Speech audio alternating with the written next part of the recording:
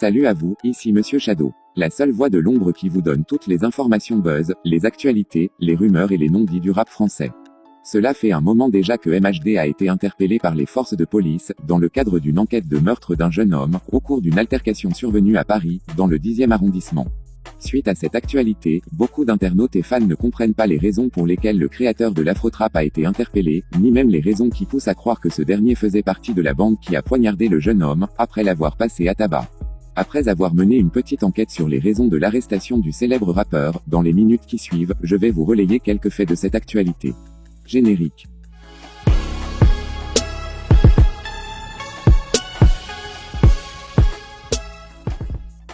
L'histoire remonte au mois de juillet dernier, dans le 10e arrondissement de Paris.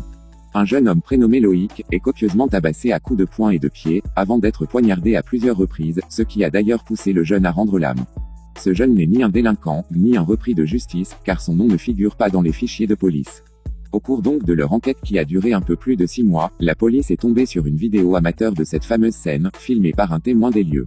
On y voit cette bande de jeunes en train de molester violemment la victime, qui semblait déjà être au sol, et près d'une voiture dont la plaque d'immatriculation était allemande.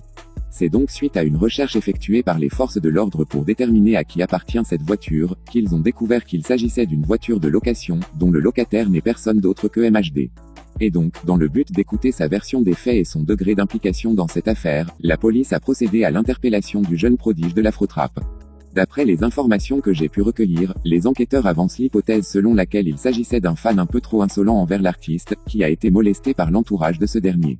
En effet, le scénario avancé par ces enquêteurs serait que le jeune fan aurait aperçu MHD, et se serait mis à faire le show, et à le vanner sur ses musiques, ce qui aurait provoqué la réaction de l'entourage de l'artiste. Et la victime, voulant continuer de faire le show, s'est vue molester violemment, ce qui a entraîné sa mort.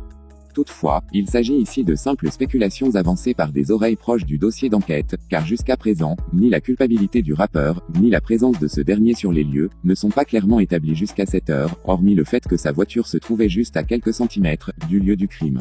Mais l'hypothèse des enquêteurs se soude, avec la publication Snapchat du jeune chanteur, faite plusieurs semaines après cet incident, dans lequel il avait déclaré avoir envie d'arrêter sa carrière, car la vie de star le dégoûte. Plus envie de rien, plus envie de musique. Je pense bien arrêter après cet album. Cette vie n'est pas la mienne. Rien de stratégique. Pas là pour un coup de marketing, je parle avec le cœur. Personne ne peut savoir la face cachée du succès. C'est un choix de vie, et c'est très difficile de vivre comme ça. Mettre un terme à tout ça peut me faire le plus grand bien. Toutefois, signalons bien qu'en plus de MHD, 3 autres personnes de son entourage ont été interpellées. Et si jusqu'à présent le rappeur est toujours en garde à vue, c'est probablement dû au fait que sa présence sur les lieux a été clairement établie, et qu'il ne veut pas balancer ses amis, pour passer pour une poucave. Bref, et vous, que pensez-vous de toute cette histoire? Dites-le moi dans les commentaires, et je me ferai un plaisir de le lire. C'est tout pour cette vidéo, rendez-vous très prochainement pour d'autres actualités encore plus croustillantes, d'ici là portez-vous bien.